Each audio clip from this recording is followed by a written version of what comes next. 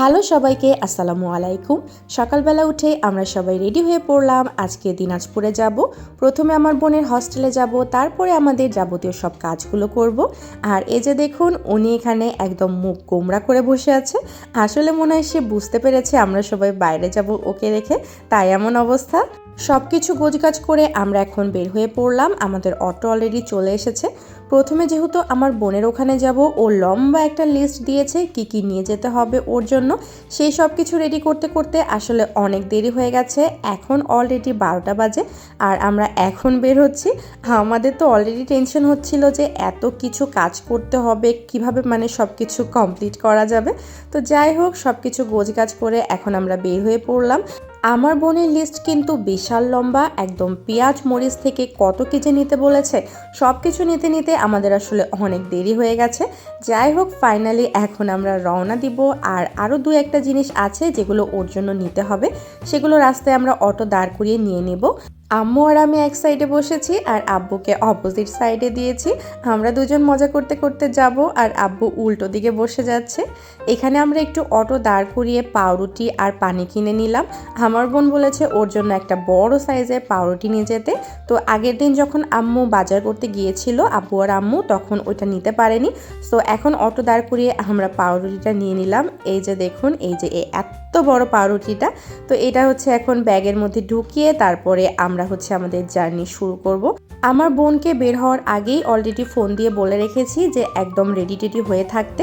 আমরা জাস্ট ওখানে গিয়ে ওকে নিয়ে বের হয়ে পড়বো। বাট আমার ফুল বিশ্বাস ও একদম রেডি হয়ে থাকবে না।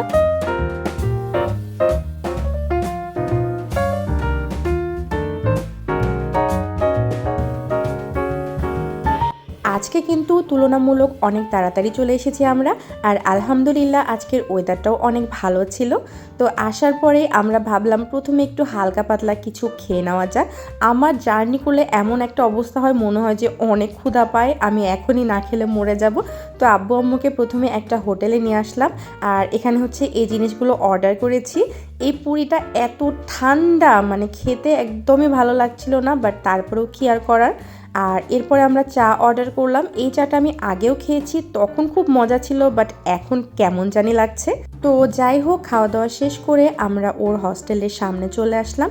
আম্মু উপরে ওর রুমে গিয়েছে ওকে আনতে, আর আব্বু আর আমি বাইরে অটোতে ওয়েট করছিলাম। তো আমি একটু বাইরে বের হলাম, ওর হস্টেলের সামনে একটু ঘুরে ঘুরে দেখছিলাম। এই জায়গাটা আমার খুবই পছন্দ, খুবই ভালো লাগে। তো আজকে কিন্তু আমার বোন একদমই দেরি করেনি, খুব তাড়াতাড়ি চলে এসেছে। এখন আমরা সবাই মার্কেটে চলে আসলাম। আমাদের সবার ছবি তোলার দরকার ছিল, একে একে সবাই ছবি তুলে নিলাম। ছবিগুলো প্রিন্ট হতে একটু টাইম লাগবে, তো আমরা একটু আশেপাশে গেলাম ঘোরাঘুরি করার জন্য, কিছু খাওয়া দাওয়া করার জন্য। অ্যান্ড ফাইনালি আমাদের সব কাজ শেষ হয়ে গেছে। এখন বের হব, এখান থেকে ছবি টবি সব নিয়ে নেওয়া হয়েছে। এখন আমার বোনকে ওর হস্টেলে রেখে আমরা বাসায় যাব। বাট আমরা হচ্ছে অটোতে ওঠার পরে আমার বোন বলল ওর নাকি হচ্ছে স্যান্ডেল নিতে হবে ওটিতে যাওয়ার জন্য, একদম সিম্পল।